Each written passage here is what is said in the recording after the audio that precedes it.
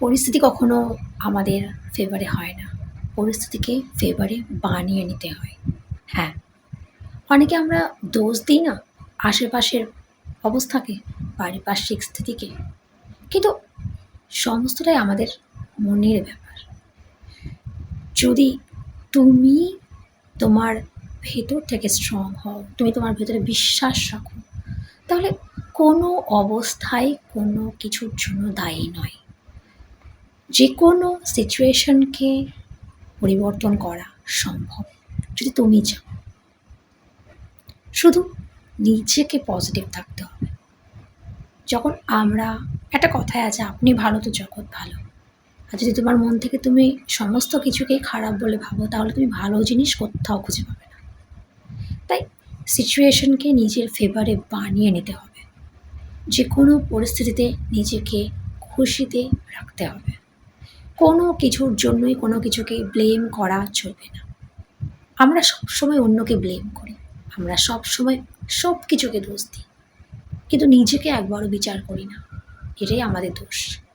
তাই নিজের মনটাকে ঠিক করতে হবে। এটা আমি আমার লাইফে খুব ভালো এক্সপিরিয়েন্স করেছি। খুব আমি আগেও এরকম করতাম যে সমস্ত বাইরের জিনিসগুলোকে দোষ দিতাম। তারপর যখন রিয়েলাইজ করতে শুরু করলাম, সেলফ রিয়েলাইজেশন হতে শুরু করলো, এখনও করছি, তো তখন বুঝলাম ধীরে ধীরে যে সবটাই আমার ফিলিং, সবটাই আমার মনের চিন্তাধারা, সবটাই আমার বিচারধারা।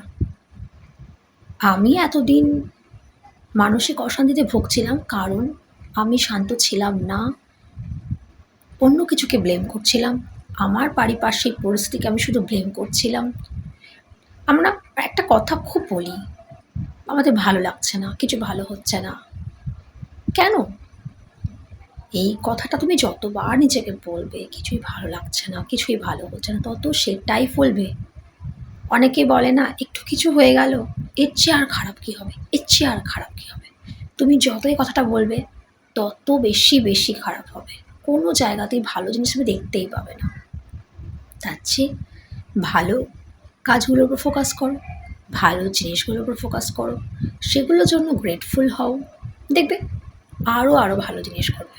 সকালে ঘুম থেকে উঠেই বলো যে ইয়েস, আজকে ভালো কিছু হতে চলেছে, কারণ আমি ভালো থাকছি। যখন এইভাবে ভাববে তখন আর দেখবে আশেপাশের পরিবেশটাও ধীরে ধীরে পাল্টে যাচ্ছে, কারণ তোমার মেন্টালিটি চেঞ্জ হয়ে যাচ্ছে। তুমি যখন ভেতর থেকে বদলে যাবে তখন তোমার বাইরের জগৎটাও বদলাতে শুরু করবে। বদলে যায়, সব বদলে যায়, দিন বদলে যায়, সময় বদলে যায়, জীবনও বদলে যায়। আগে নিজেকে তো বদলাও, দেখবে তারপর সব বদলে যাবে।